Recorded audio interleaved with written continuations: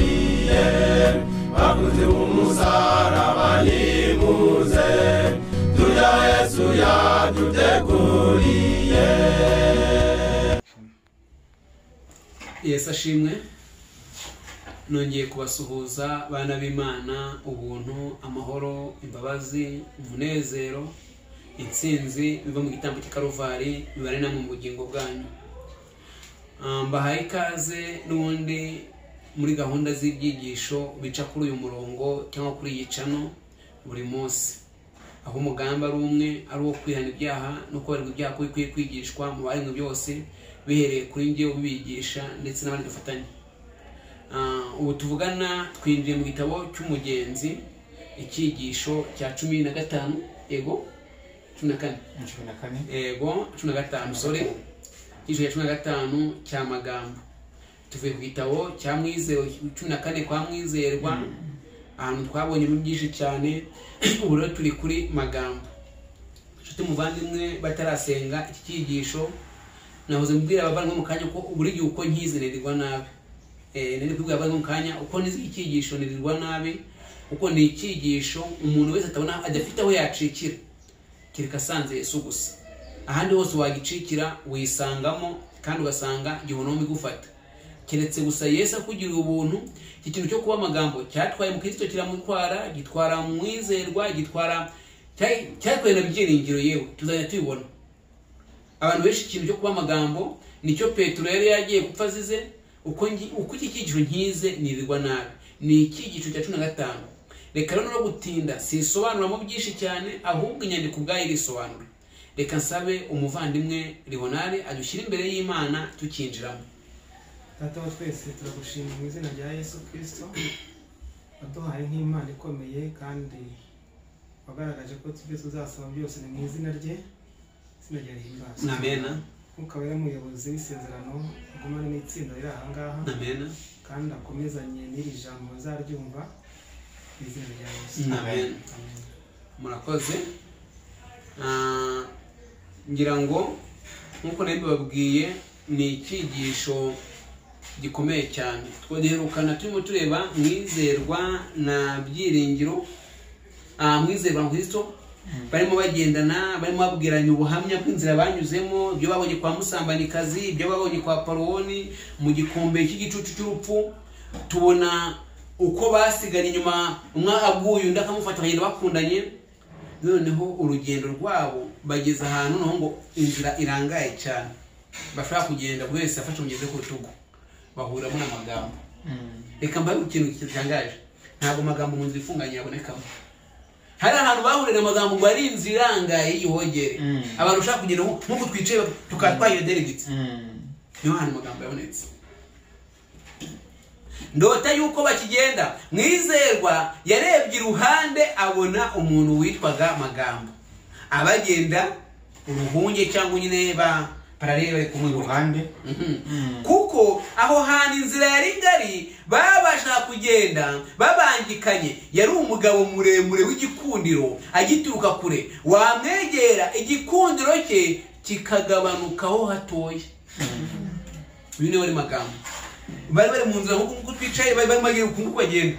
Mwizerwa arebye witabura umugabo w'igitangaza umurebye rwose. Hari abagabo beza buriye, hari abagabo beza ujye wumva mama baganira n'abakobwa ati uriya mugabo umuntu amurebye wese ashaka kumwifuza kuba yakingirwa nabo bitewe n'ukuntu ateye. Uyu Magambo nawe ari umugabo ngo umurebye ari kure, igikundo cye cyari cyiza cyane rwose, ariko ikibabaje ngo iyo yakwegeraga cyaragabanukaga. Mwizerwa arabaza Magambo ati urajya hehe? Urajya mu gihugu cyo mu ijuru? Magambo ati niho njya. Mwizerwa ati ni byiza, noneho tujyane. Magambo ati nanjye ndabikunze cyane. Mwizerwa ati nuko tugende tuganira ibigira umumaro. Magambo ati nkunze cyane kuvugana ibyiza nawe cyangwa n'undi wese. Nishimiye yuko muhe n'abantu bakunda kuganira ibyiza, kuko bashaka kuganira ibyiza mu rugendo ari bakeya. Abenshi bakunda kuganira ibitagira umumaro, ibyo bigahora bimbabaza cyane. Andi Magambo nkunze kuba ndi kumwe namwe. Kumbonye abantu bavuga iby'Imana, bakunda urukundo, bafite urukundo rwinshi ku Mana, ni ikintu kinshimishije. Kuko kuko ni bake cyane kino gihe baganira iby'Imana. Nkunda kubana n'abo bantu babikunda. Se Magambo anga yarabeshyaga. Ni bake cyane musi bitewe kuganira iby'Imana. Mwizerwa ati nukuri koko nibyo kubabaza umuntu nkuko Magambo nabo bari baganira iby'isi. Nibyo kubabaza umuntu mbese hari undi mumaro w'ururimi n'akanwa by'umuntu wo muri iyi si uhanye n'uwo kuvuga iby'Imana yo mu ijuru. Magambo ati ndakunze cyane kuko uko bivuze bifite uburyo bwo kwemeza umuntu. Niki ni ikindi cyiza kinezeza kigira umumaro nko kuganira iby'Imana. Magambo nkunze ukuntu bivuga. Magambo ni umuntu ari gufashwa vuba cyane. Nkunze ukuntu iby'Imana bisobanure uburyo uzamuye iyo ngingo bihita byumvikana bifasha umutima w'umuntu.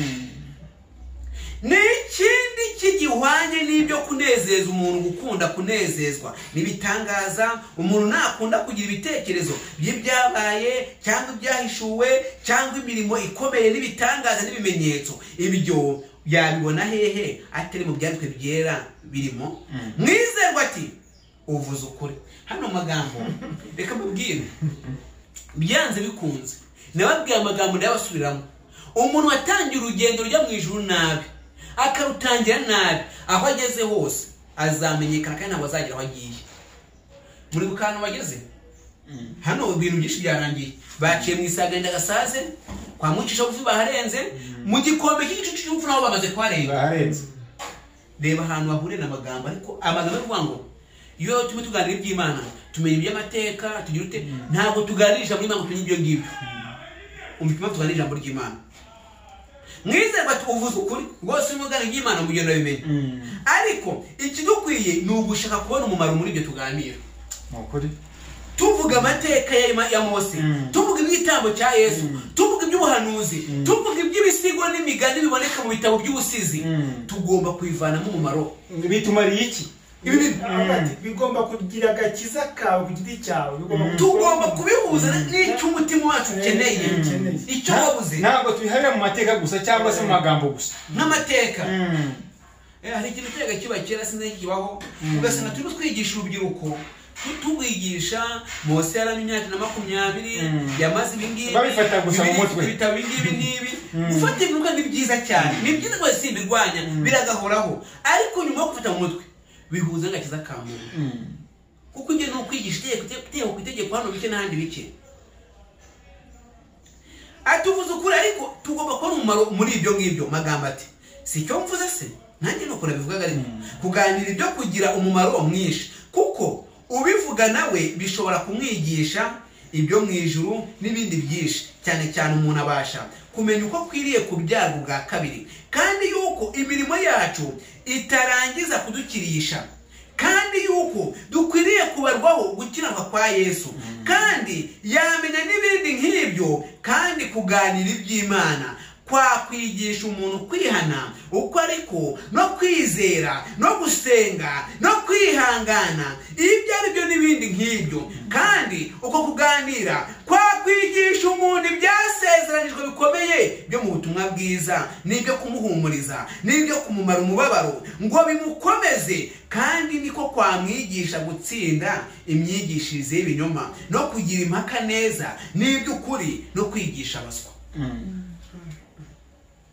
Uyu muntu Magambo hano ibyo avuze ari nyuma kirimo nukuri ufite ubwenge mu byavuga kuganira iby'Imana bitwigisha kubyarwa kabiri kwiyunga n'Imana kwihana no kubabarirwa ibyaha iby'amasezerano y'Imana dusezeraniye bikatwigisha iby'urugendo tugenda bikatwigisha bitwigisha ijambo ry'Imana bitwereka ukuri kose bitwereka iby'amateka kuganira ijambo ry'Imana byungura ubwenge.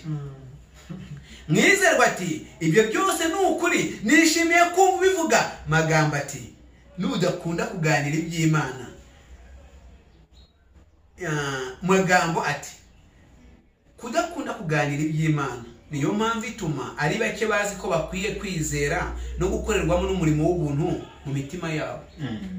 Magambo ati wone ikibazo tugira dufite amatorero y'uyu munsi ntabwo abantu kiganira ibintu by'Imana niyo mpamvu uyu mubwiza ni igitangaza cyane.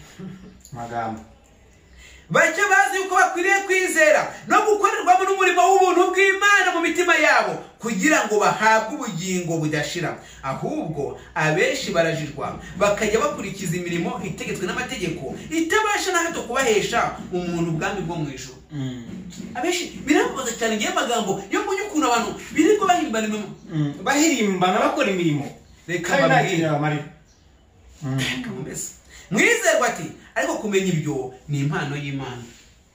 Uko bisa kose magambo mugende mumwumva aragenda gwa magenda gwa abusanya amakano gato magambo rwose uko bize kose yewe nibyo uvuga n'ukuri, ariko kuba wasobanukirwa n'ibyanditswe ugasobanukirwa iby'ubuntu bw'Imana ntabwo biva mu ko wagiye gusohoka bisoma cyane. N'ubu bisoma cyane uko bisoma cyane ubyinjemo abo ubwawe uzemenya mu buryo bwa teology, ariko kumenya umumaro byagira muri wowe ni ukwina ubuntu bw'Imana. Ni Imana iva ku Mana ngo nimuzi ko kugira neza kw'Imana ariko kuturehereza kwihana. Mwizerwa ati ariko kumenya ibyo ni impano y'Imana, ntawe ubyigezaho ntawe ubyigezwaho abeshwa no guhirimbana kwe kwa kamere cyangwa kubivuga gusa. Magambo ati ibyo ndabizi neza ko ntawe ubyigezaho, kuko ari ntacyo umuntu abasha kwakira atagihawe kivuye mu ijuru. Byose bituruka ku buntu bw'Imana, ntibituruka mu mirimo yacu. Ndabasha kuguhamiriza ibicijana byo mu byanditswe byera byerekana ibyo ngibyo kugira ngo amenye ubwero kuri umwenye byanditswe ngo yako byose amasomo ijana byaguye amasomo ijana ayangiye ntayo ngira biva mu byanditswe byera. Sinzi iki kiganiro mwizerwa ati nuko zana kimwe dutangireho ibiganiro byacu. Mwizerwa amagambo rwose ukuganiraga n'umutima wanjye ntabwo ari ikibazo ko mwamugana by'Imana ntimubyumvikaneho ugasanga ko jambo yabizi siko mbizi uko umucyo w'Imana ugenda uza ku muntu bitandukanye n'uko aze ku wundi. Jambo ashobora gusobanukirwa iby'ubuntu bw'Imana agasobanukirwa iby'ubuhanuzi ibonari by'amateka, mbega ubuntu bw'Imana tubuhabwa mu mpano zitandukanye. Si ikibazo no kuba amagambo na mwizerwa batarahuzaga hamwe na hamwe, aha si ikibazo cyazo na kimwe. Hano mwizerwa ati nuko zana kimwe mu byo tuganiraho ibiganiro byacu. Magambo ati bari wowe utoranya tayibe tuganira magambo muhaya uko magambo ati toranya magambo aravuga ngo tuganire se kubyo mu ijuru, kubyo mwisi se, kuby'Imana se, kuby'abantu se, kubyabaye cyangwa bizaba. Tuganire ibyo mu mahanga cyangwa tuganire iby'iwacu. Tuganire ibikwiye by'iteka byose cyangwa ibigira umumaro mu gihe gitoya. Ibyo nshaka gusa nuko tuvuga ibitugira umumaro. Mwizerwa aratangira yongera hano reka manze ubwe kino kintu muri kumva ahantu magambo tuganire ku by'Imana cyangwa iby'abantu, tuganire ku byo iwacu cyangwa iby'ahandi, tuganire se ku by'abantu cyangwa kumuhitisha tuganire ku bihe. Kino gihe dufite ikibazo n'abakristo, reka no kwivana natwe ubwacu kuba mu Kristo ikiganiro kigiye gutambuka kibonamo ijambo ibintu kubyumva neza.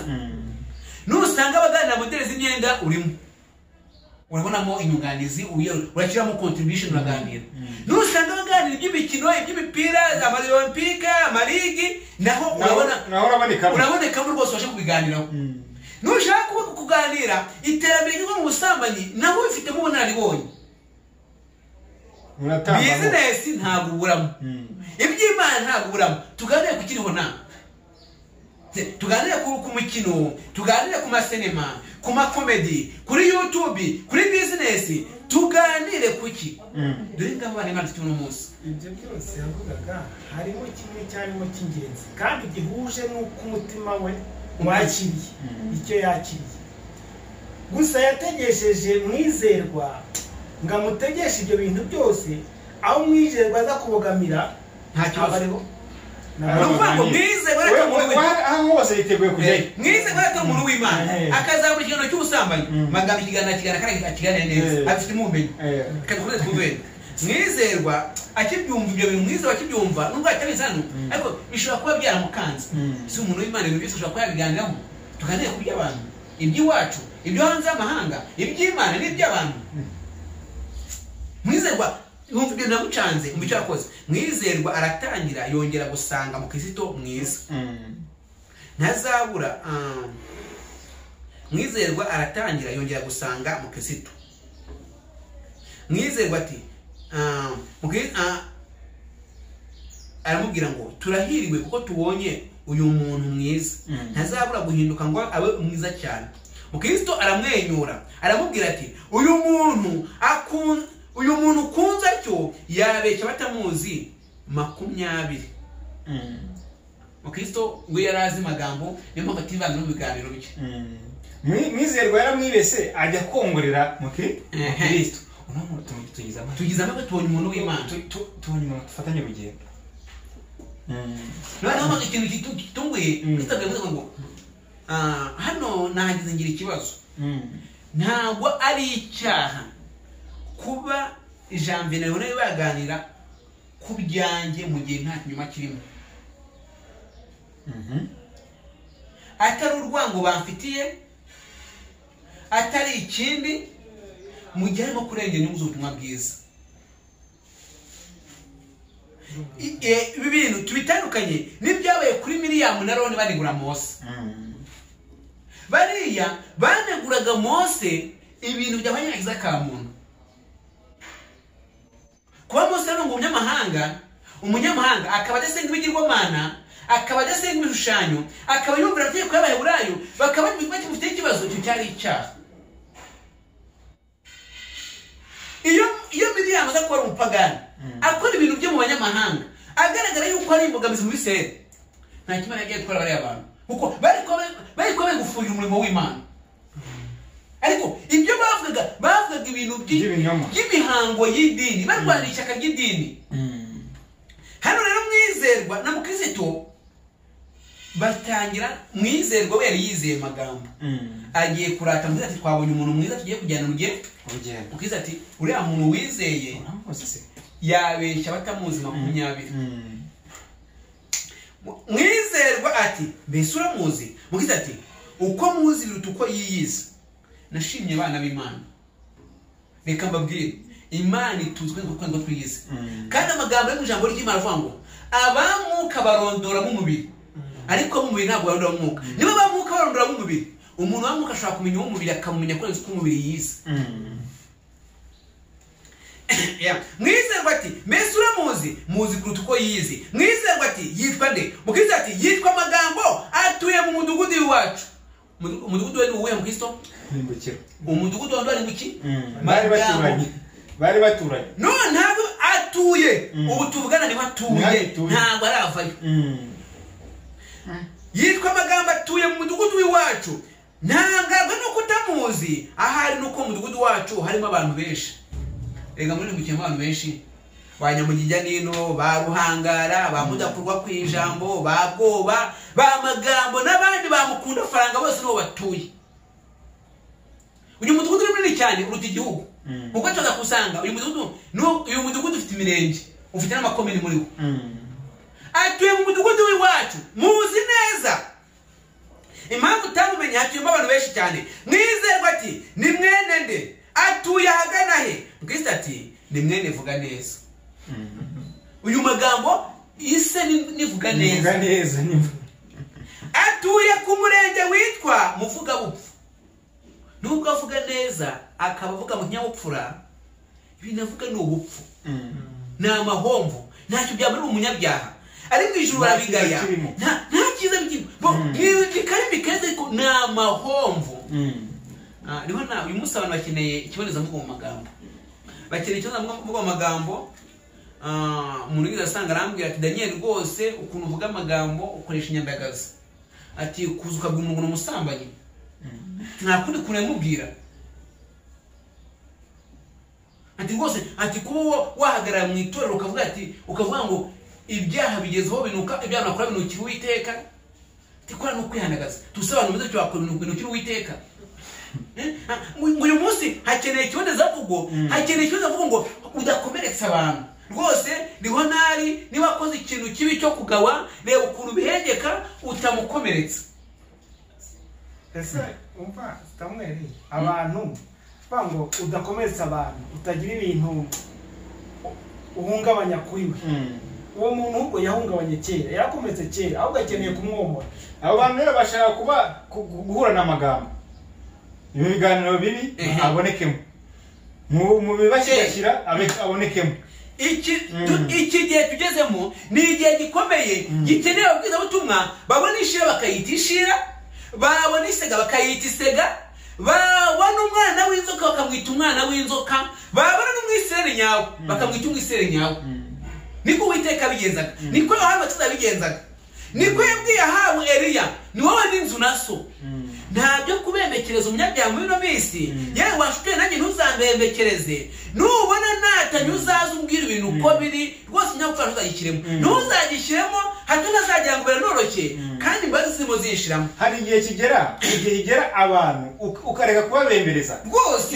Iyo mvugo tubona na Yesu Kristo yagize abwira ati mukomoka kuri Satani, kuri Satani byera mwabana b'incira mwe. Yohana Umubatiza mwabana b'inshira mwe mukomoka kuri Satani. Dugeze mu gihe cyo kuvuga imbwa mu izina ryayo, icyaha mu izina, nuko za rukamba zikamenyekana n'abaremana bakamenyekana. Yego ikintu kubera ko itorero mu gihe cyashize ntabwo ryaheraga abajeyi. Yego.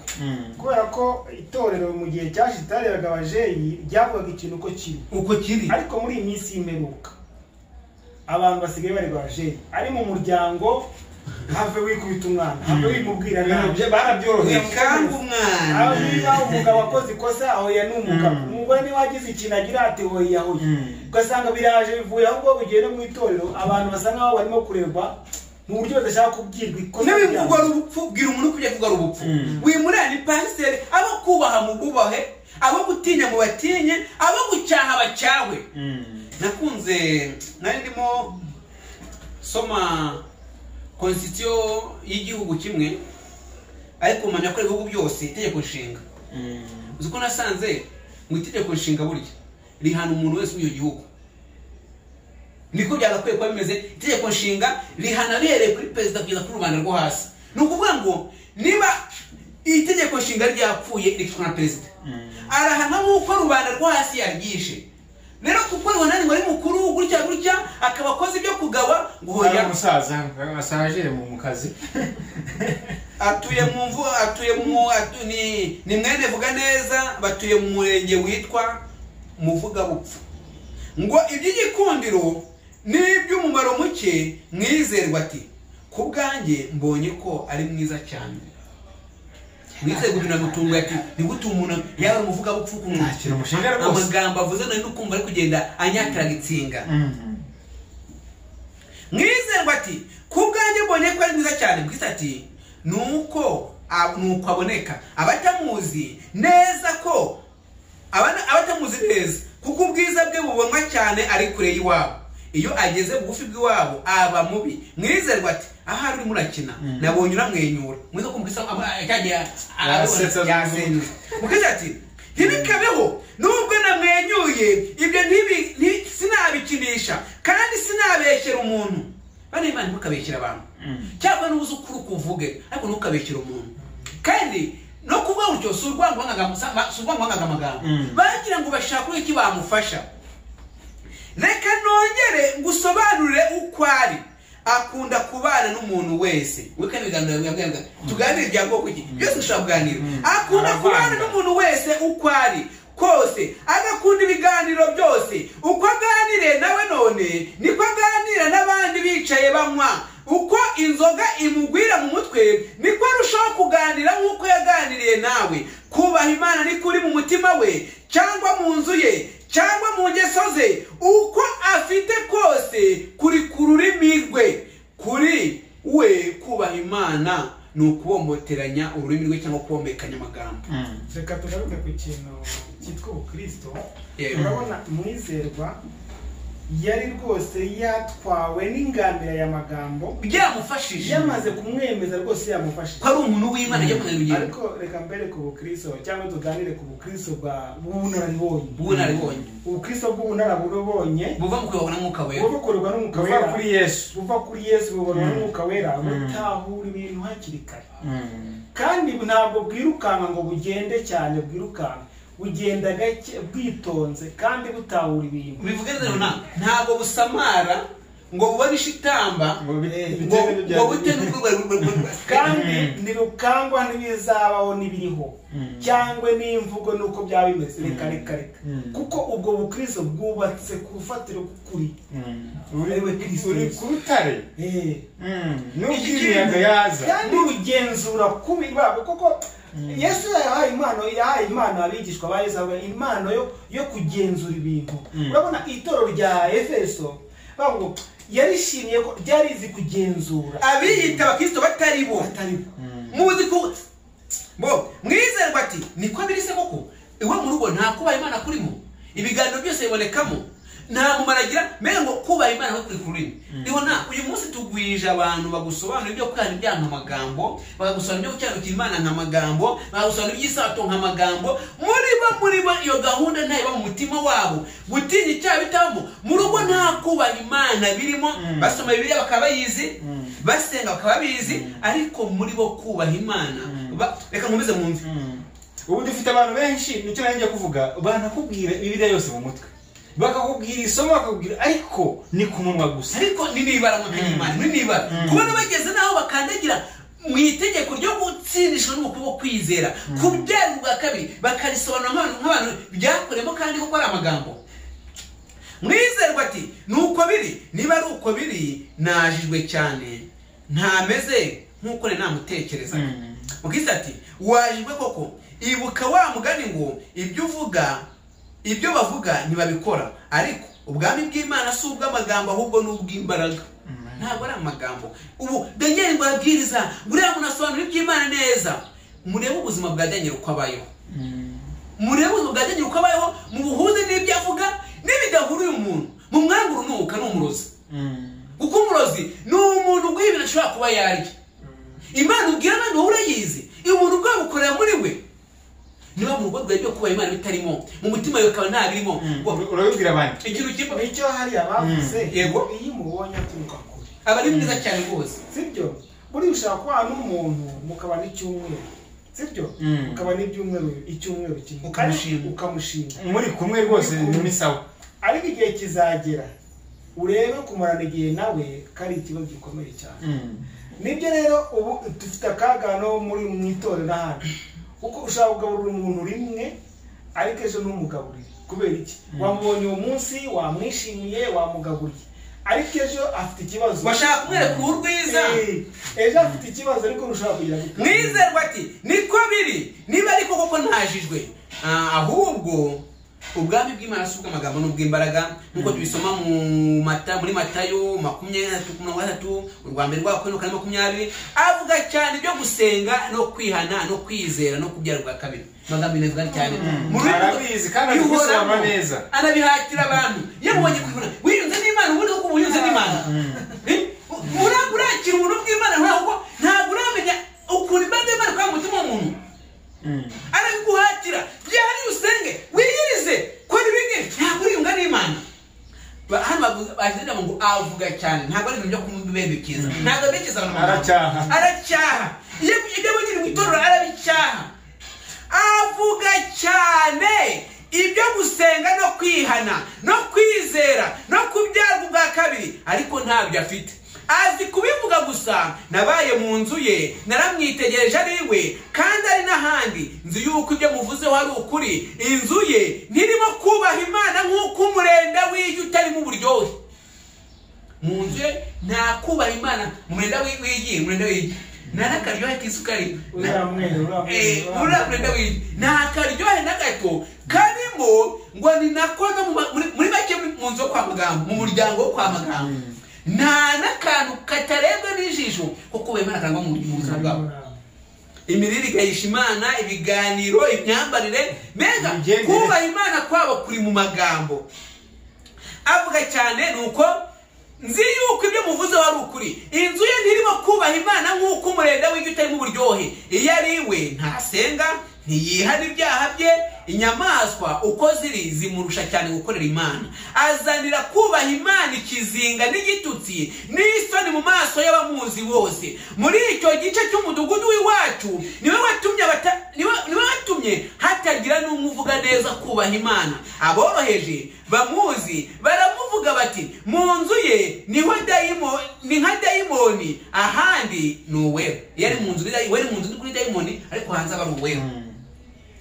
Mbabariye abariwe bazi yuko ari uko ari, ni umunyamwaga, ni umunyarutoto, akoresha umuntu ibyo adashoboye. Abagaragu be ntibazi uko bamukorera, biganya kugura nawe, kuko umupagani uko ari yagura neza kumurusha. Magambo yabibasha yabariganya akabahenda, kandi yigisha abana be kugera ikirenge muke. Iyo abonye muri bo utewe no gutinyishwa n'ubusa, ibyo yita gutinyishwa n'ubusa ni igihe umutima utangira gusa kwanga ibyaha. Ubwo wewe wakora agutinywa n'ubusa, iyo umuntu afite duty kwanga icyaha muri we, amwita umupfapfa utagira icyazi. Ntakunda kumukoresha imirimo ikomeye cyangwa kumushimira imbere y'abandi. Ku bwanjye ngira ngo yagushije benshi ingeso ze mbi, kandi Imana nitabibuza azarimbura n'abandi benshi. Ikibazo cya Magambo urabona, reka mbivuge runama, ndaje nkubwire ko ari byanko kubarwa ibyaha, musobanura ukuntu bigenda neza, musobanura uko bose bikubwije ukuri. Uko twari ku Magambo ntabwo arecha mu byo avuga, abivuga ukuri. None urangije ugiye ku mavura asenze, kubw'urukundo rw'Imana imbabazi zayo irakwihishuriye. Byanze bikunze nubwo ari Imana ikubyaho bwa kabiri ikabikuremye bundi bushya, Daniel wakwigisha ubutumwa uzahora kose umugira icyitegererezo, n'ubutamugira icyitegererezo, uzahora umukeneye w'inama, uzahora umukeneye inyunganizi, azaba inshuti yawe ikwiye kuba Pawulo yahoraga ari inshuti y'amatora yahanze. Noneho wa muntu wakubyaje ubutumwa, imyambarire ye ntarimo kubaha Imana, imvugo ye harimo kubaha Imana, urubyaro rwe ntarimo kubaha Imana. Mbega muri we ese ubundi umuntu wabimbya umuntu nabwiye ibintu we ubundi ababirimo neza, ngo atuma kubaha Imana gusuzugurwa, abantu bose babona ko ibintu ari iteka mutwe.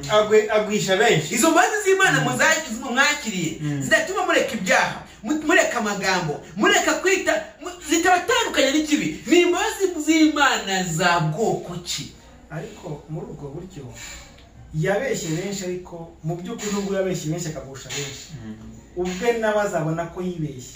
Hano muri iki kintu, muri iki kintu cya Magambo tunagikomeza tunakirimo, urabona ko yaba umubwiriza kandi yakwigisha n'abandi babwiriza, akaba umuntu ukoresha amateraniro y'ababwiriza n'abizera muri rusange.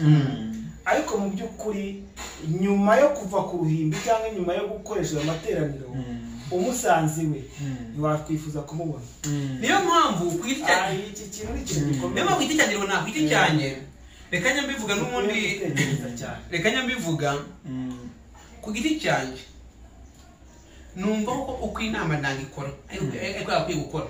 Igiye gutora rikwiye gusenga mwuka burakaza akayobora, kandi yamara kumusanga ntimurwanya. Uzi kuba umuntu ari umukuru w'itorero akabwiriza bagashima, abantu bose bakaba bakihana, wagera mu rugo ugasanga nuko umurero utagira uburyohe mu rugo, abana arakanga, umugore arakanga, umuririmbyi akarimba neza, yagera mu rugo ugasanga nk'umurero utagira uburyohe. Akayimva bavuga ko bazimana, ariko imirimo bakora ikabihakana. Mukristo ati iyo nakurusha kumumenya, ahari mba namushimye nk'uko wabanje kumushima, kandi yavugwa nabi n'abanga kubaha Imana bonyine mba natekereje yuko bamubekera nk'uko abantu babi bakunda kubekera abantu b'Imana. Iyo nanjye mba namuzi mba namushimye nk'uko nawe mushima, kandi yaba bamuvuga nabi atari abantu baha Imana, mba navuze ko ari urwango Satani yanga abana b'Imana. Ariko noneho n'abana b'Imana, nkunda kwibwira umuvandimwe, niba abana b'Imana mubona mwitsinda bakubwira ko utameze neza, abaturanyi babo utameze neza, abo muri bya utameze neza, abantu bose bibona ntabwo bose bakwanga. Isuzume. Ntabwo bose bakwanga, byanze bikunze ari kitagenda neza. Niba abantu bakuvuga ko ufite ikibazo, nukurura gifite gikosore. Imbere y'Imana n'utanabyumva uyibaze ko bigenda gute. Abo ntabwo ndi igitotsi, sindi igitotsi muri bagenzi banje. ariko ibyo mvuze n'ibindi byinshi bihwanye nabyo mbasha kubimuhamiriza nawe ubwahari. Ntabwo ibintu Kristo yavugaga yari byongura mwizerwa ngo magambo aje ntabwo mbica ku ruhande anahari nabivuga kubera yuko ibintu babwira n'Imana ijambo ry'Imana tuzakuzimura abantu bakavuga mu ijuru ahubwo mu Kristo yabyaga mwizerwa niyo magambo aza kuhagera ikiganiro ntabwo cyari guhagarara cyari gukomeza magambo yaseka yarakara yakiyahura kazi yake ariko ikiganiro kigakomeza ibi mvuze si ukubekera niko biri anahari nakuza kubivuga umuntu yavuga ukuri abuhagararaho kandi abubaha Imana abakoze isoni ntibatinyuka kumwita mwene se cyangwa inshuti yabo no kumva izina rye gutera umuzi pfunwe kugeraho ese ni ryatsinda yorobora Daniel ariko rero nisho bwatera undi mukobwa burya ni ryatsinda basengeramo ya groupe y'abari bontani ariko ngo amadeni aramwishe we ngo afite amadeni mu bantu bose ngo abaye menshi ngo rero ngabasaya musenge ikosa umwana w'Imana akoze bitukisha abana b'Imana bose umukobwa ngo magatukisha bose bana b'Imana mwizerwa ati mbonye yuko kuvuga no gukora bitagira aho bihuriye uhereye none nzajya nibuka iryo tandukaniro neza mbwita ati ntibigira aho bihuriye koko bitandukana nk'uko ubugingo butandukana n'umubiri nk'uko umubiri udafite ubugingo ari intumbi gusa niko no kuvuga konyine ari intumbi gusa ubugingo bwo kubaha Imana ni ugukora ibihura nk'uko Yakobo yabivuze kubaha kwiza gutandura imbere y'Imana ya Data wa twese ni ugusura imfubyi n'abapfakazi mu mibabaro yabo no kwirinda n'imirimo by'isi kubaha kwiza kwirinda gutangwa n'iby'isi idini yabaho idini gusura imfubyi n'abapfakazi ariko none utanabacumbikira se bagusuye bakagira Imana we Magambo ntazi ibyo yibwira yuko kumva no kuvuga bihagije guhindura umuntu mu Kristo mwiza nuko yibeshya kumva ni nko kubibwamo imbuto kuvuga ni kuzarangiza kwerekanye yuko umutima w'ingeso byeze imbuto tumenye neza yuko ku munsi w'amateka abantu bazacirwa imanza zihwanye n'imbuto beze icyo gihe ntibazabazwa ngo mwarizeraga ahubwo bazabwa ngo mwarakoraga cyangwa mwaravugaga gusa maze bacirwa imanza z'ibyo igitabo cy'Imana kigereranya imperuka y'isi n'isarura kandi nzi yuko mwisarura ntawe uzasarura ibyangubwa si ukuvuga yuko hari icyemerwa kidaturutse ku kwizera ahubwo ibyo mvuze byerekana yuko ibyo magambo yatura bitazagira umumaro kuri uwo munsi mwizerwa ati ibyo binyibukije ibyo Mose yavuze byo mu gutandukanya inyamaswa itazira n'izira itazira yatuye inzara ikuza inyamaswa itazira ni ifite ibintu bibiri inzara zitandukanye zatuye ariko inuza si yatuye inzara gusa cyangwa iyuza gusa urukwavu ruruza ariko rurazira kuko rutatuye inzara ibyo bihwanye kubona amagambo aruza amagambo y'Imana yumva neza gusa ashaka ubwenge akuza ijambo ry'Imana ariko ntiyatuye inzara ntatandukanye inzira z'abanyabyaha n'iz'Imana ahubwo ameze nk'urukwavu kuko afite ijanja nk'iry'imbwa cyangwa impyisi nicyo gituma azira magambo iby'Imana bizi neza muri we bikorera muri we biri muri biri kuri we ariko ntiyatandukanye n'ingeso z'isi ni uyu muntu arazira umuntu umubwiriza utaratandukanye n'iby'isi umubwiriza utaratandukanye umuntu ijambo ry'Imana riravuga ngo niba tuvuga iby'Imana uvuga ko ari umuvugamana yitandukanye n'ingeso mbi n'iby'isi umunyamene ngere imbere gatoya Mukristo ati usobanuye neza ayo magambo ibintu byera nanjye mfite icyo shaka kongeraho hariho naho Pawulo yita imiringa ivuga ibyuma birenga umuntu akaba ari ibyuma bivuga nyine iri ni rirumvikanye bivuze icyo ngo ariko ryavuze yavuze ariko ntushaka kumva icyo rivuze iki? Nako umukristo uvuga ibintu bitari mu mutima bitagenda cyangwa mu bugingo bwe niko nawe ameze. Ni ibidafite ubugingo bisobanurwa ngo ni ntafite kwizera nyakuri n'ubuntu nyakuri bivugwa n'ubutumwa bwiza. Nicyo gituma batazashyiranwa mu bwami bwo mu ijuru n'abana b'ubugingo, naho ijwi ryabo no kuvuga kwabo byahanwa n'iby'abamarayika. Naho mwavuga gute, naho mwakora gute, niba ibyo muvuga bitakore mu bugingo bwanyu, ntibazinjira mu gitabo cya mwana w'Imana ukuraho ibyaha by'abari mu isi. Ibi byo ntibizigera bibaho na gato. Ntibizigera bibaho na gato. Nuko nguko ijambo ry'Imana rimeze. Negera ku musozo ho gatoya, kuko iki cyiciro kirekire kiragira ibice bibiri. Mwizerwa ati uko nashakaga kugumana nawe ubwa mbere nikungana nuko murambiwe kuri ubu, tugire dute ngo tumwiyake? Ubwiza ati reka nkugire inama, unyumvire urabona nawe unyumvire urabona nawe akurambiwe uko umurambiwe, ngiye kugira inama nunyumvira nawe arakurambirwa. Keretse Imana yakora ku mutima we ikawuhindura. Mwizerwa ati urashaka ko ngira gute? Nahangaha soreje icyigisho cy'uyu munsi. Igice cya mbere cya Magambo tugiye kureba umuntu umeze gutya byamaze kugira mu bana b'Imana. Tuzarangisha kabiri ngo bamufasha gute, bamwunganira gute, kuko byageze mu itsinda ry'amasengesho basengeramo kandi atije ikibazo. Sinzi niba ari cyo mwongeraho, kuko iki cyiciro tuzagira part 2 tugasoza. Ikibazo cya Magambo, hari igihe uwo muntu aba atiyizi ariko Magambo ariyizi. Kuba umuntu yizi kwimenya nuko ubwe ibyo avuga sibyo bimwibagiza uko ari. Kubera iki? Iyo ahuye n'abantu b'Imana, niba abo mu itsinda ry'amasengesho agahura n'abantu b'Imana, bimwibagiza uko ari. Niba ari muri korali sibyo akaba aririmba ruto tenari, bimwibagiza iki? Uko ari. Akumva ko kuririmba bihagije.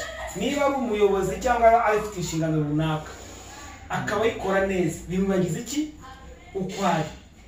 Keretse gusa habonetse gusangwa na mwuka w'Imana, kandi mwuka w'Imana wenyine niwe ushobora gukora iki gikorwa mu mutima w'umuntu. Gusa ikindi honari simamya ko mwuka w'Imana atabakora, kuko byanze bikunze mwuka w'Imana agaragaza byera umuntu, kuko ntabwo Yesu yavuze ngo ese kandi abize. Yesu yavuze ngo ese ntabwo mwimenya, keretse mubaye abagabo. Ese nimwumva ko ubuntu bw'Imana buri muri mwebwe? Reka mbabwire, ijwi ry'Imana rigenda mu mutima w'umunyabyaha wese. Noneho mu ijambo ry'Imana tubyinjiyemo, byanze bikunze mwuka w'Imana tumusangamo. Sinzi kizakomeza, muzamenya ko Magambo ibintu akora yarabizi, muzasanga yarabizi cyane. Ese umuntu uzi amasomo menshi ngira ibihamya ngo ibihamya ijana.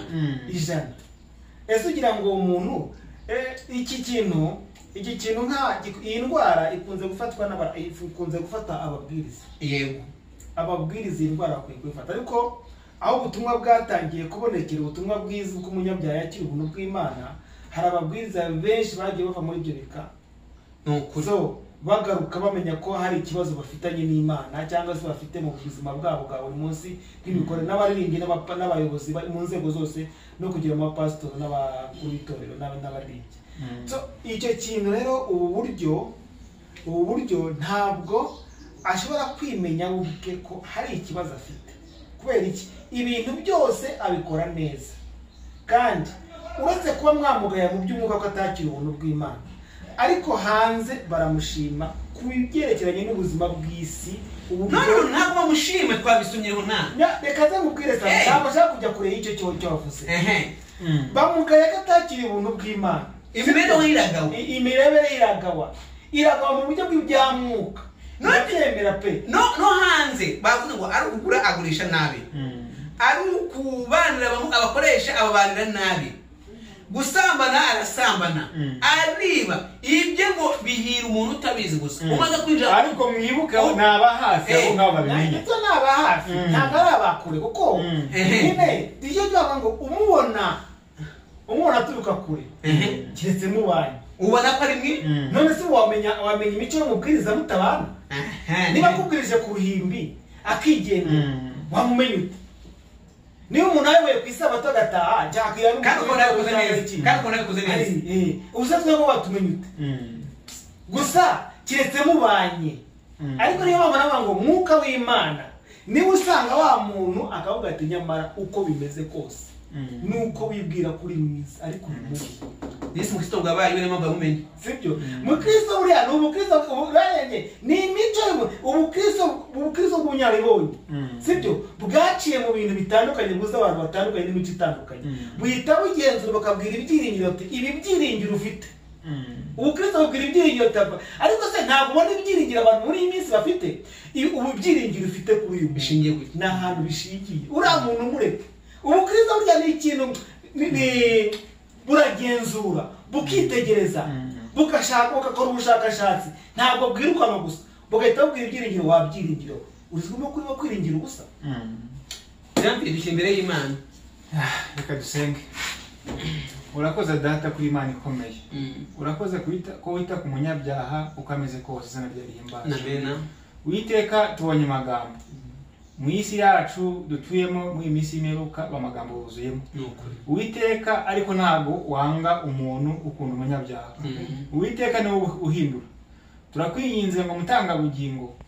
niwe wo kwigirwaho ndakwinginze ngo umwigishe nta muhindure Uwiteka ntabwo wishimira ko umunyabyaha arimbuka ahubwo wishimira ko uno muntu ahindukira niyo mpamvu n'icyigisho kiba kije ni ukugira ngo gihindure Magambo kimuzanire kuri wowe turakwinginze ngo uturinde kuba Magambo amen kandi n'abadukurikiye ubarinde kuba Magambo amen ahubwo tube bamwizeye na mu Kristo mu izina rya Yesu urakoze amen